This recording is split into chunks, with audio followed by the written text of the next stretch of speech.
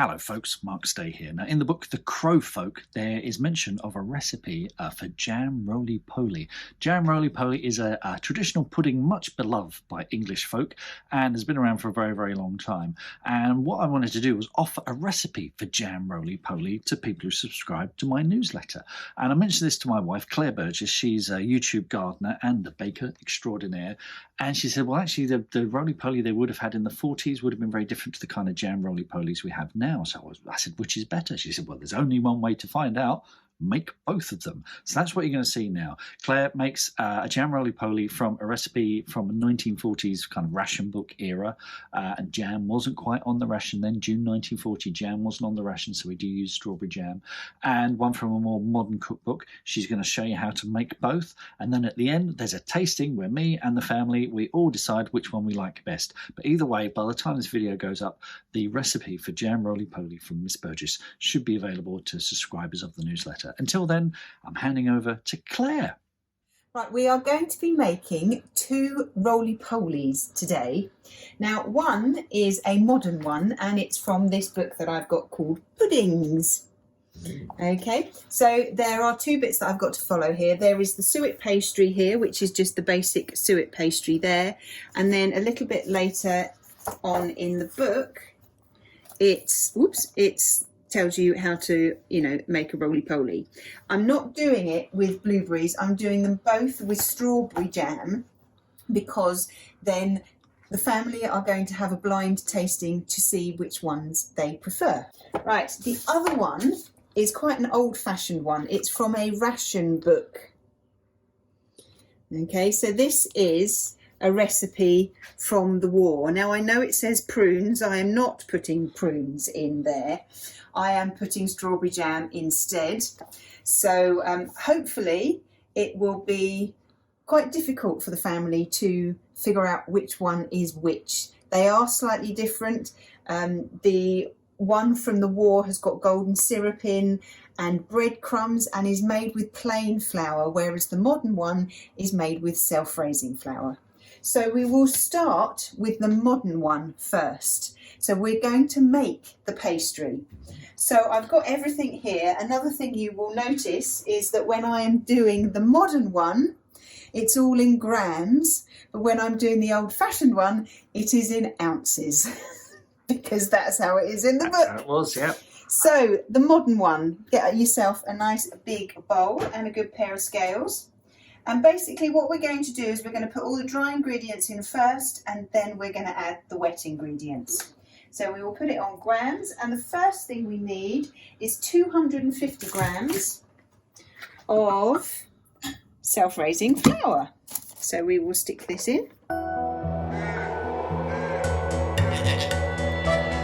that's that, and to that we are going to add a little pinch of salt. Salt, I know it's a sweet dish, but salt does help with bringing out the flavour. And we are then going to put in there 1 teaspoon of baking powder. Make sure it's a level teaspoon of baking powder and just stick that in there like that. And then we are going to add suet. Now suet comes in two forms. It comes in beef suet or it comes in vegetable suet. I usually use the vegetable suet, not because we're vegetarians, but just because I do. So we want 100 grams of this. It's basically fat, so that's all it is. That'll do. 2 grams over doesn't really matter. So I know. So we will just, that's all the dried ingredients. So we will just mix this through with our hand like that. We'll just pop this to one side. Now in this jug, I have got 100 millilitres of cold water. To that, I am going to add 100 millilitres of buttermilk. Now, if you can't get buttermilk, it's usually really easy to get hold of in the supermarket, but if you can't get buttermilk, you do 100 millilitres of milk and you add 1 teaspoon, or is it a tablespoon? It's one or the other. We will write this down of lemon juice. Put those together, mix them, leave them for 5 minutes, and you get your buttermilk. Okay, so we want 100 millilitres of this. So, ooh, that's dripping. I think I need to go and get a spoon. 100 millilitres of that to the water. This is very difficult because I'm doing it with the wrong hand. Here we go. There we go, that'll do.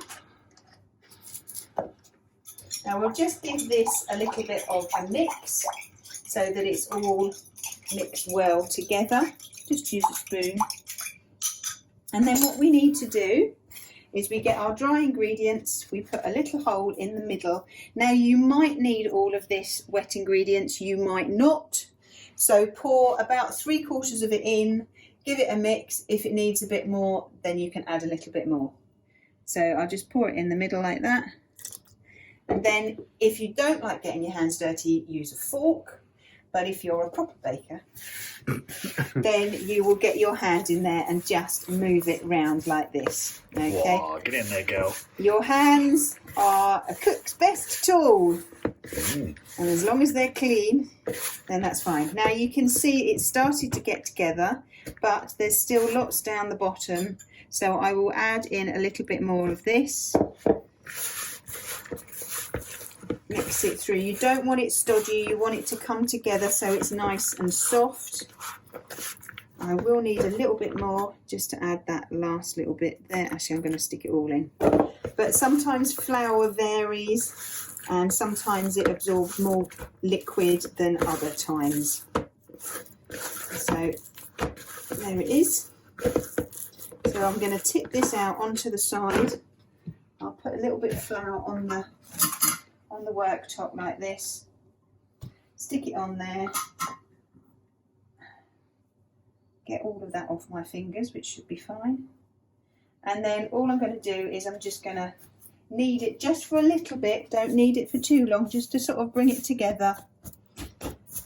Give it a tap on its bottom and then put it back in there, or you could wrap it up in cling film, and we will stick this in the fridge just for about 20 minutes. So whilst that one is chilling, we will start the other one. So let's get the dough ready for the old-fashioned one.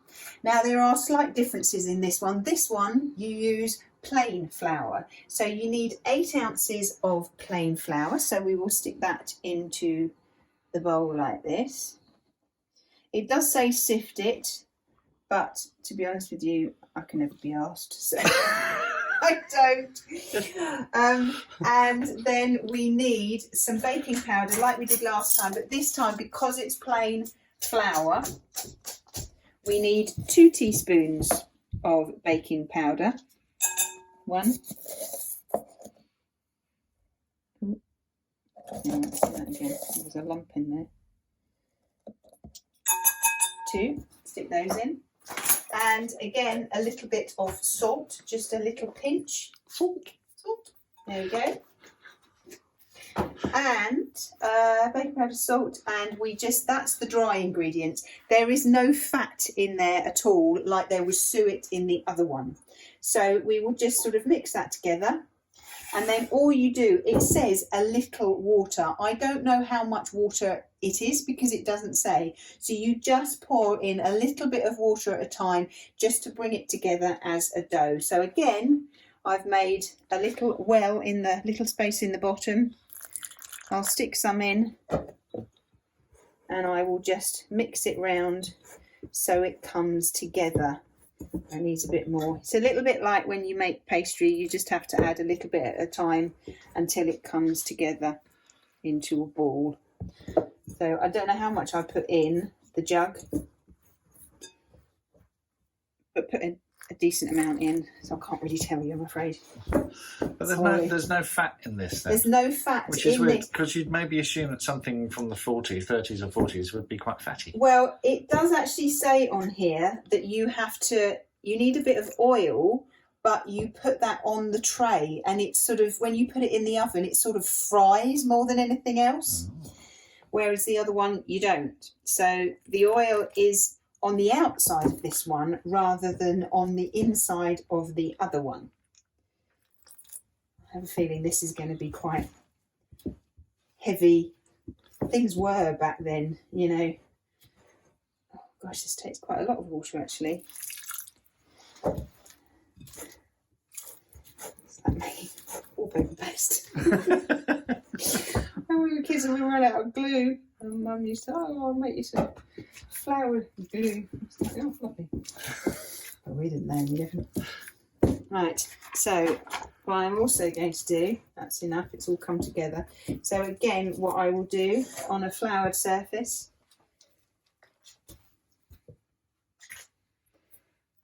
take it all off of your fingers. Again, if you don't want to get your fingers all dirty, you can do this with a knife, but I don't. A little bit on top, and we'll just bring this together.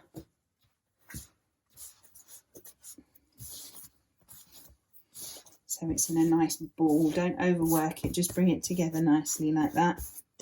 Pat its bottom, stick it back in the bowl, and then we will put this in the fridge. We'll get the other one out, and then we will finish that one off. So this set of dough has been resting in the fridge. Now what we need to do now is we need to construct our roly-poly. So you can, if you want, put some flour on the surface, on the side, and roll it out. But instead, what I'm going to do is, so that it's easier to move, you get a nice piece of foil.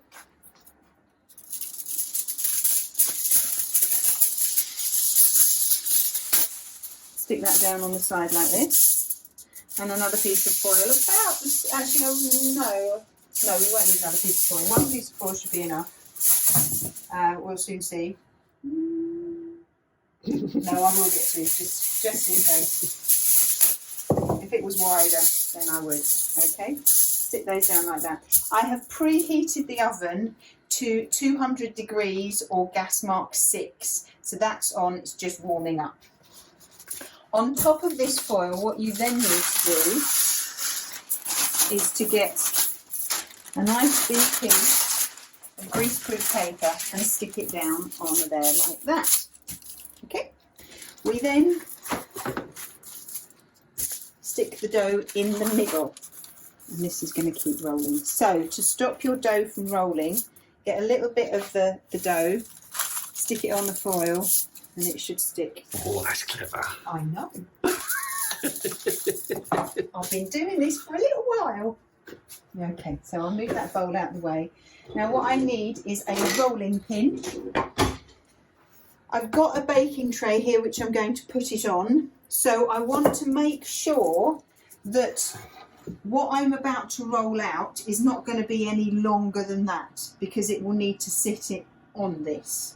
Now this one will feed about 5 to 6 people.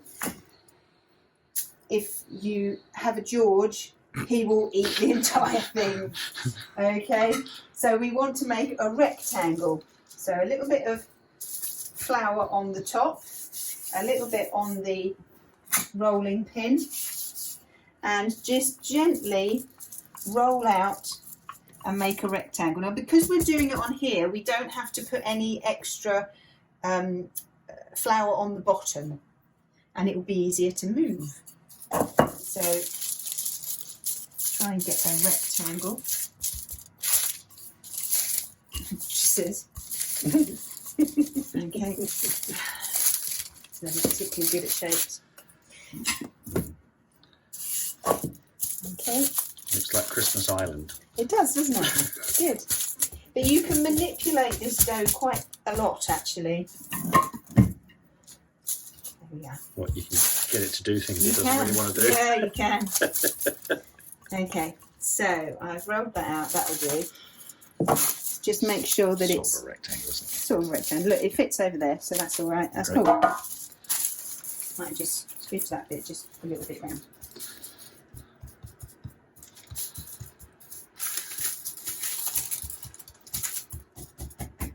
Oops. That'll do. Right. Now, strawberry jam. Oh. There we are. Don't you just love that sound? It's fabulous, isn't it? Right, palette knife. Now, oh, where is it? There it is. Now, I'm going to be quite generous with the strawberry jam. because I don't see the point of only putting a little bit in.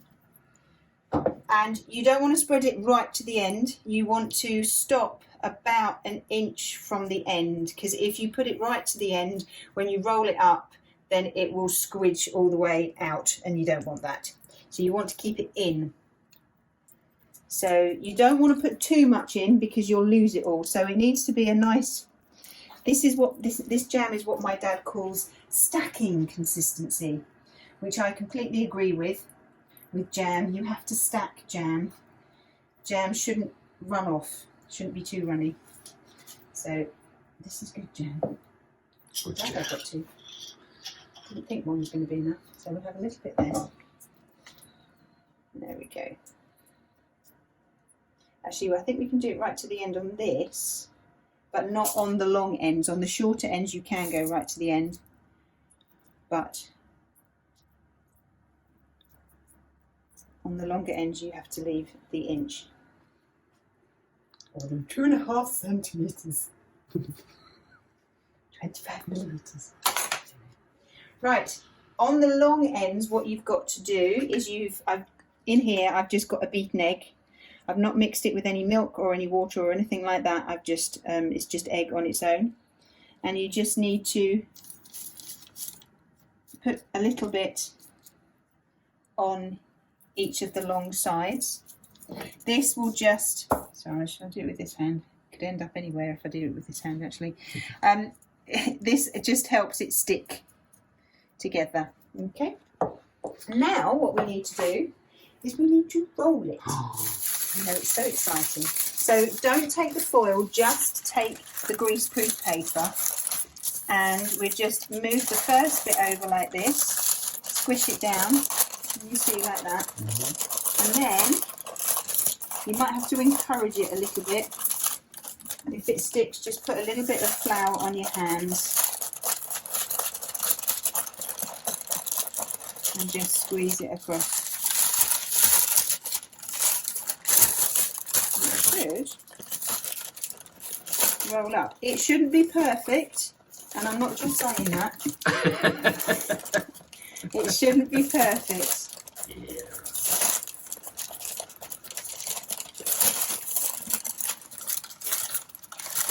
Okay. Right.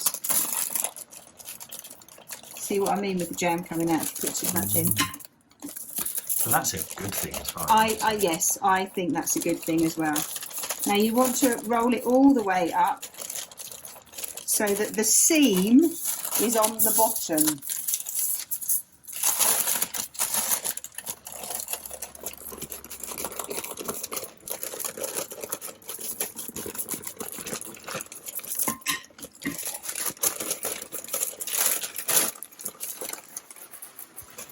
We're getting there. There we go. Now, once the seam is on the bottom, what you want to do is you want to move this to the middle. It's going to be easier said than done. Okay, there we go. Can you hold the paper with one hand, darling? Thank you.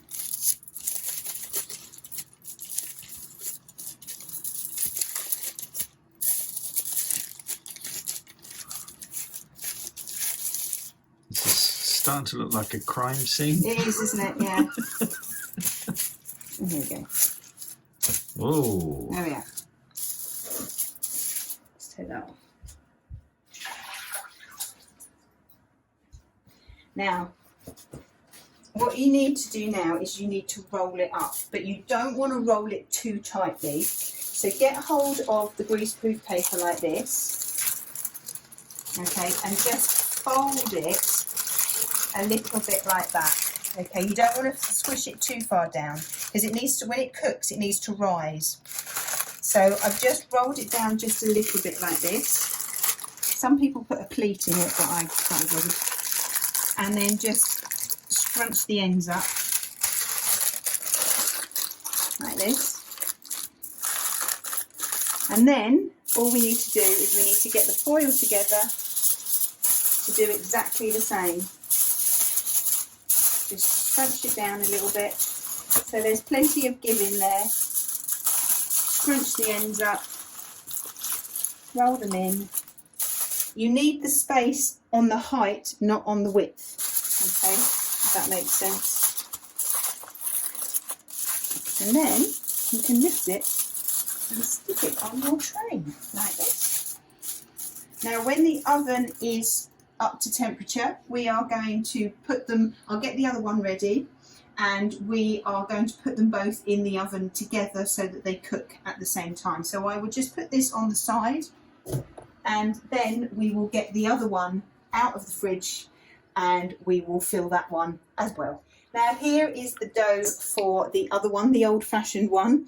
This is slightly different. We don't wrap this one in foil and greaseproof paper. What we do is you basically fry it. So in the oven I have got a baking tray, and I put some vegetable oil on top of that. So it's right down here, down there, it's just gone in the oven. Now this one actually needs to cook at gas mark 4, so that's 180, whereas the other one is gas mark 6. So I'm going to put, I've put the oven on gas mark 6 or 200, and I'll put the one that needs to go in the higher temperature at the top and the one that needs to go in the lower temperature at the bottom. If you've got fan assisted, then you'll have to put them in separate times, but one of my ovens is a fan assisted and the other one isn't, so I've put them in. Stop showing off. Sorry, I put Claire, them in the 2 one ovens. and 7 hob rings. Anyway, sorry. So what I'm going to do is I'm going to flour the board, flour the side, and I will put that dough on there. Now again, we need to roll this into a rectangle, so we need to put some flour on the top and on the rolling pin, and we will roll this into as good a rectangle as I can possibly get. Now you want to eventually get, this is not particularly thick, I suppose it's about 1/4 of an inch thick. I can do inches in this one because it's during the war, so I can get away with it. Or about 1/2 centimetre, 1/4 of a centimetre, something like that, I don't know. This one looks like Easter Island. It does, doesn't it? Yeah, yeah, it's good, isn't it? It's cool. But again, it's going on the same size tray, so I don't want it to be any wider than the tray that it's going on. So I think that's about as wide as I can get it. There we go, that'll do. Okay, now on top of this, what we need to do is we need to sprinkle various things. So it does say prunes, but obviously I'm not using prunes, so I'm going to put some jam on here. I don't think I will be quite as liberal as I was with the other one, because that was just a little bit too much jam. There's no such thing. I know. So there are other things that need to go on here as well. So keep the long side an inch away from the long side, but right up to the end on the shorter sides. I think 1 jar of jam would have been enough, but never mind. Always use jam. Okay, like that. There we go.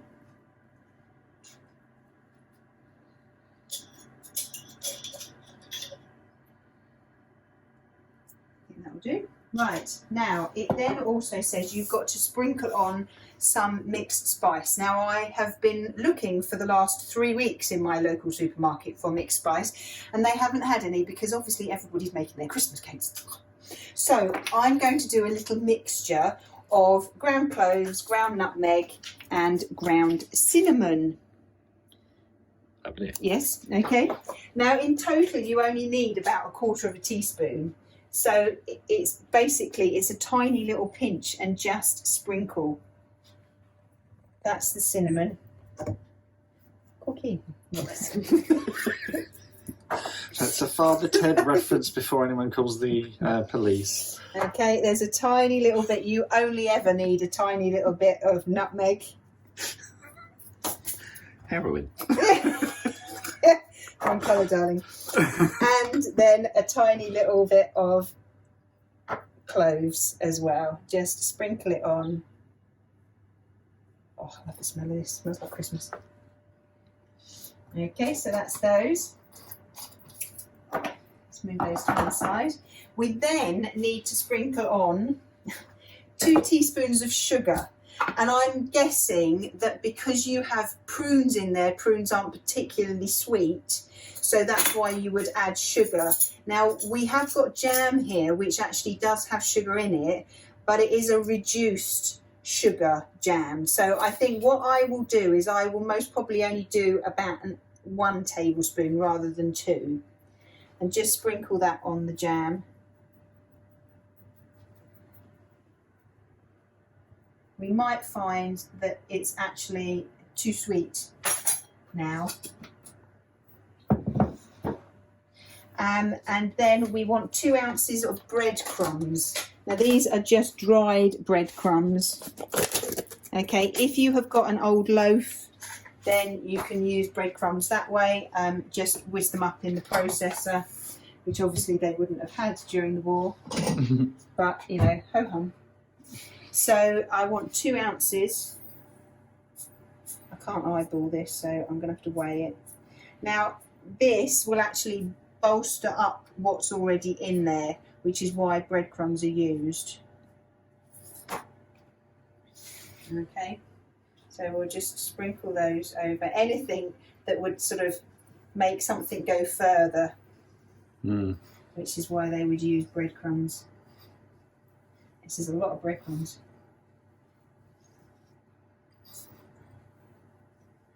I think I know which one will taste nice. I'm doing this for you. Thank you, dear. I know. And then we want some golden syrup, a tablespoon of golden syrup. Now I am going to eyeball this because it is quite easy to eyeball. Okay, it's a tablespoon you want, so I'm just going to drizzle it like that. That's deeply satisfying. I know, you have no idea.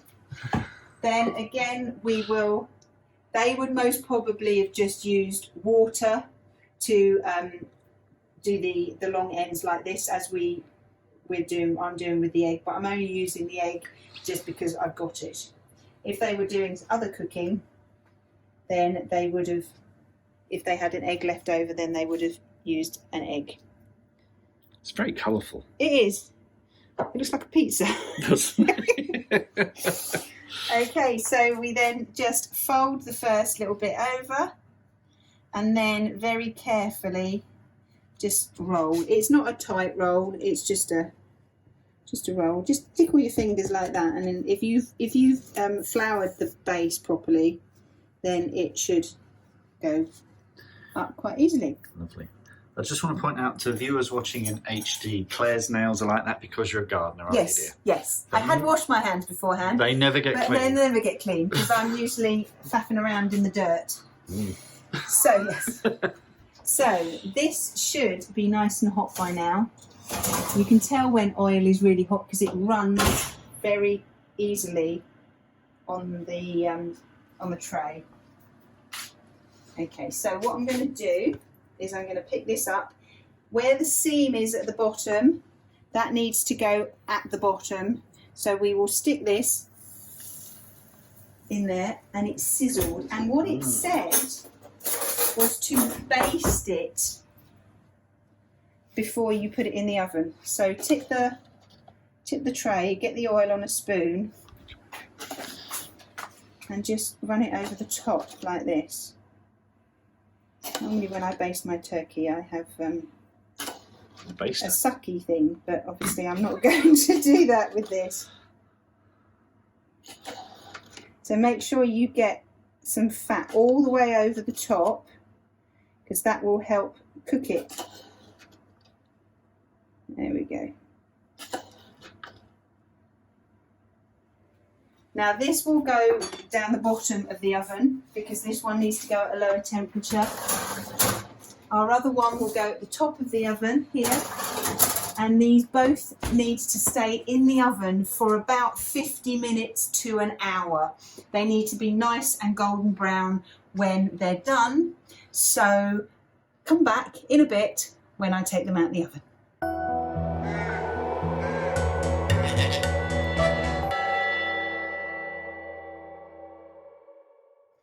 Well, this is the one that was in the oven for an hour, so I've taken that one out. You've got a split down there, but that's absolutely fine. So what I'm going to do, I won't leave it on the tray. It moves about, because it was on oil, it moves about really freely. So I'm just going to move it over to the tray, over to the cooling rack there. And that's the 1940s one. That's the 1940s one. That's the war one. And the other one I left in the oven for an extra 10 minutes, but those 10 minutes I took away, I sort of opened up the foil and the greaseproof paper because it was quite pale on here and I wanted it to get brown. So I separated those and then I left it in the oven for about another 10 minutes just to sort of brown up the top because I think it looks nicer. So that's incredibly hot still. So what I'm going to do, I have asbestos fingers, so I'm not going to actually pick it up, but I prefer the look of that one. So I'm going to move this across, hopefully in one piece, to the cooling rack there. And this is the more modern one. So we will just leave these to cool down for a bit, and then when we come to taste them, we will taste them as a family and we will let you know, and we will show you what they look like inside and everything else like that when we come to eat them. Right, okay, here are both of them. I'm not going to tell you which one is which. So first of all, what do you think about the appearance of them? Which one do you prefer? Do you prefer A or B's appearance? George? I think I prefer A's appearance. You prefer A's appearance. Point it, please, George. Point with that one. That one. Yes. Prefer that one. Yeah. Kai, which one do you prefer? I prefer A's appearance. Right. B looks cleaner, but A looks more homemade. So that's why I prefer A. Right. That reminds me of a fig roll, actually. Yeah. Emily, which one do you prefer the look of? I prefer the look of A, but that does B looks really nice. Yes. What about you, darling? Well, if it's made by your fair hand. Oh, you're such a creep. Yeah. I'm the only one who gave a clear answer. I personally prefer the look of A. It does look kind of like a sausage roll though, but that's fine. B looks it looks more pastry-fied. Yeah. So it looks. Is that? Oh well, slow down with the technical terms. It looks more like Pastry. It looks. This looks heavier. This looks lighter in texture. I was going to say, colour-wise, that one looks lighter. Yeah. Okay, so I'm going to give you a little bit of each one, and you have to tell me which one you prefer. Let's look at the insides of both of them. That's the inside of A. That's the inside of B. See, that's more rolly. That's a swirl. Yeah. That's a nicer swirl, isn't it? Yeah. That looks, ironically, that looks like a big fig roll now. Yes, it does actually. Yes. Should we go for A first of all? So, Which is This one. this one. This one's A. this one here. That one is A. Okay, Yes. right. A. Right, A. Everyone take a bite of A. Okay.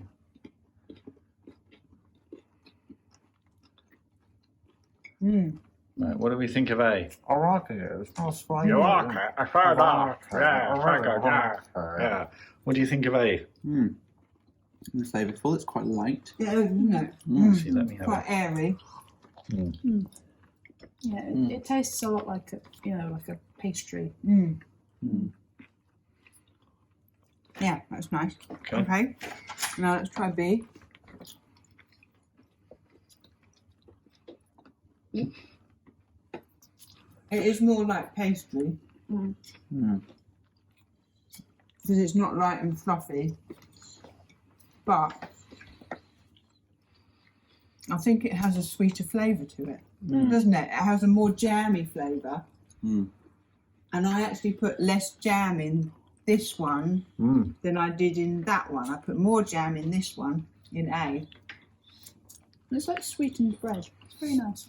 I think in terms of flavour, B, texture, A. Oh yeah. Okay. I thought B was going to be quite sort of stodgy. Well, heavy. do you want to guess which is which, folks? So, which is the one from the recipe from the 1940s, 1930s, from the war? Which one do you think? I'm going to say B. I'm going to say B. I'm going to say B as well. You are quite right. This is the old one. This is the one from the war. So this is the more modern It looks one. a lot more modern. Yeah. Yeah. But that one was essentially fried in oil, wasn't it? Really? No, you put oil on the tray. Is it a bit dry? No, I think that's fair. found B a bit dry. No, you put some oil on the tray, then you put it on, and then you basted the top of it, and then stuck it in the oven. Because that's the only fat in that one. Whereas you've got suet in this one. Yeah, I could kind of see the suet when And this one steams more because you wrap it up. Yeah, I prefer you're quite right, I prefer the taste of B, of the old one. And this one's got breadcrumbs in it. You can't actually taste the cinnamon. Pull it in. And it's got a bit of syrup in. And I thought, because I was only supposed to put 2 teaspoons of sugar on it, because once you rolled it out, you put the jam, and then you were supposed to sprinkle 2 teaspoons of sugar. And I decided that because it was jam rather than prunes, I ended up putting 1 tablespoon rather than 1 teaspoon. And I thought, and you put a little bit of syrup on there as well, and I thought it would be too sweet, but it's not. So, you've just taken a mouthful. But Right. in conclusion, do you have a preference of one over the other?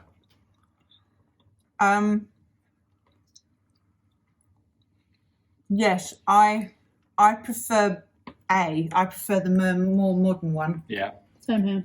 Yeah. Yeah. The A edges it. But if I was given that, I wouldn't complain. No, it's really No. They're nice. both really nice. Yeah. But I think what would elevate both of them most is a bit of custard. Yeah.